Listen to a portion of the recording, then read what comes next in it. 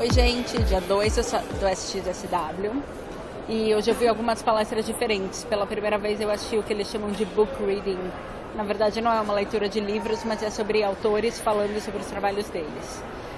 Achei duas palestras bem interessantes, uma sobre como preparar os seus negócios para as disrupções e para o futuro, e uma sobre como as marcas podem sobreviver na era digital, e é sobre isso que eu vou falar hoje.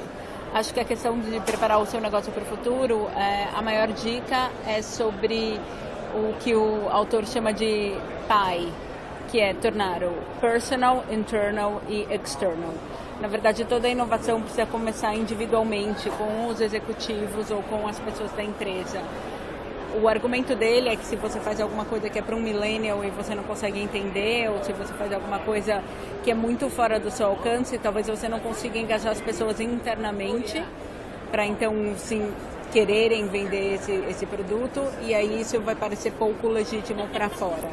Esse autor também, ele mapeou 12 grandes tendências, algumas delas nem sequer já são tendências, algumas delas são tipo mobile, que é uma coisa que já está super em voga, ou nuvem, mas ele realmente pontua, e talvez ele tenha alguma razão, que as empresas estão usando pouco isso, e aí o argumento dele é que, na verdade, as startups é que são as líderes da inovação. Ele colocou um número bem interessante, existem 100 milhões de startups surgindo todo ano no mundo, é um número enorme.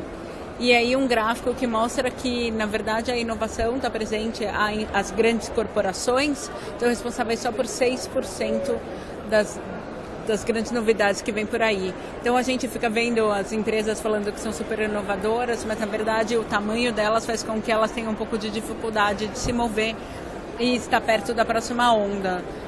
Então tem 12 tendências aí para mapear e ficar atento, e isso são as grandes disrupções que vem por aí.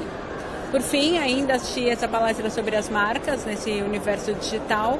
E aí, de novo, a gente está falando sobre conteúdo, sobre como prestar atenção, sobre como entender o que as pessoas estão falando. Acho que ao longo do dia assisti algumas outras palestras nesse sentido, e o que ficou claro é que o discurso de conteúdo é rei, caiu por terra. Eu acho que ele é rei quando há contexto.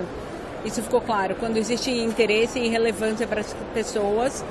E se você colocar isso numa perspectiva de marca, é entender profundamente a sua audiência e saber o que fazer. Post por post não vai mais servir, conteúdo à toa porque a marca precisa falar não vai mais servir se não estiver dentro de um contexto. Então o nosso desafio é tentar entender melhor a audiência para fazer com que as mensagens cheguem direito nessas pessoas. Acho que foi isso hoje, amanhã tem mais.